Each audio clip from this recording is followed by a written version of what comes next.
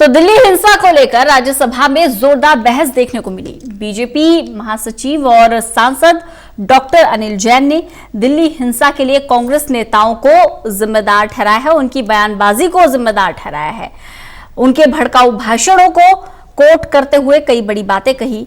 तो वहीं कपिल मिश्रा का बचाव करते हुए भी वो नजर आए। उनसे खास बातचीत की है हमारे संवाददाता प्रदीप कुमार ने।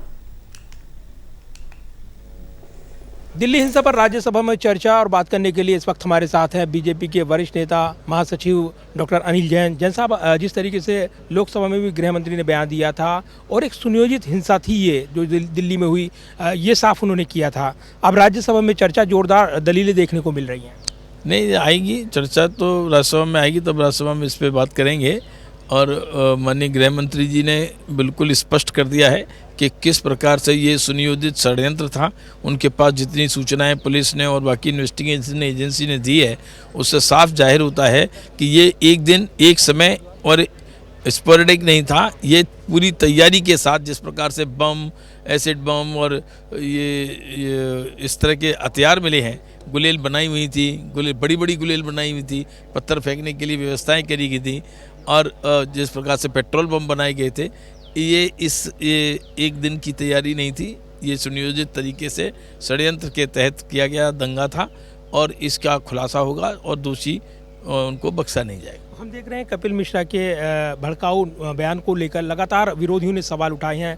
शाहीन बाग को लेकर भी जो प्रदर्शन था उसमें उनके बयान की काफ़ी चर्चाएं नहीं है, काफ़ी सवाल पूछे गए हैं बीजेपी नेताओं से। देखिए, क्या कपिल मिश्रा का क्या बयान भड़काऊ था? ये मीडिया ने एक चीज़ पकड़ ली, भड़काऊ बयान देने वालों को तो आपने टच ही नहीं किया। सोनिया जी ने कहा था आर पार की लड़ाई है। काय की आर पार की लड़ाई है भाई? जो संविधान के तहत लोकसभा राज्यसभा से पास होकर राष्ट्रपति से गजट होकर जो कानून बना है, वो तो उसके खिलाफ इस प्रकार का बयान देना कि आर पार की लड़ाई है, कुर्बानी के लिए तैयार हो जाइए, ये सोनिया जी बोलती हैं। और दो बार उन्होंने रिपीट किया, कुर्बानी चाहिए कुर्बानी। राहुल गांधी कहते हैं तैयार हो जाइए, बाहर से घरों से बाहर निकल आइए, कांग्रेस पार्टी आपके साथ में है। प्रियंका गांधी इस तरह के बयान देती हैं, वारिस पठान देते हैं। ये भड़काऊ भाषण इन लोगों ने दिए हैं, इसकी चर्चा नहीं करता मीडिया। किसने भड़काऊ भाषण दिए हैं? कपिल मिश्रा ने हाथ जोड़कर निवेदन किया प्रशासन से और सब लोगों से कि सोमवार तक रास्ता जाफराबाद जो बंद किया है खाली होना चाहिए और हम सोमवार तक रिक्वेस्ट करते हैं कि ये वापस खाली हो जाए। ट्रंप यहाँ आए हुए हैं, कोई ऐसी घटना नहीं होनी चाहिए।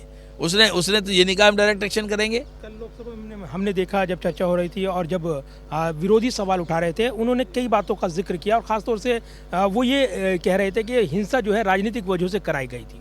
देखिए, ये अगर इतनी राजनीति समझने वाले लोग हैं, देश में कोई मेहमान आए तो हिंसा कराने वाले कौन लोग होंगे?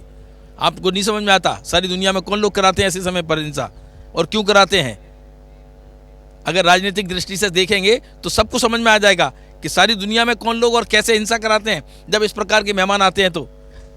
और ये राजनीतिक हिंसा कराने का काम किसने किया है और किसने इसमें आग में घी डाला है? ये कटघरे में खड़े हैं सारे विपक्षी दल। गृह मंत्री ने अपने बयान के जरिए सारी स्थिति साफ कर दी है। ठीक, और जाहिर सी बात है इसको लेकर जब दिल्ली हिंसा पर जोरदार दलीलें देखने को मिली हैं, राज्यसभा में भी इस पर निगाहें लगी हैं। डॉक्टर अनिल जैन विरोधियों पर खासा आक्रामक तरीके से हमला बोल रहे हैं और एक सुनियोजित हिंसा थी जिसके जरिए बीजेपी को बदनाम करने की कोशिश की गई, ये आरोप लगा रहे हैं। कैमरामैन पवन शर्मा के साथ प्रदीप कुमार, टोटल न्यूज़ दिल्ली।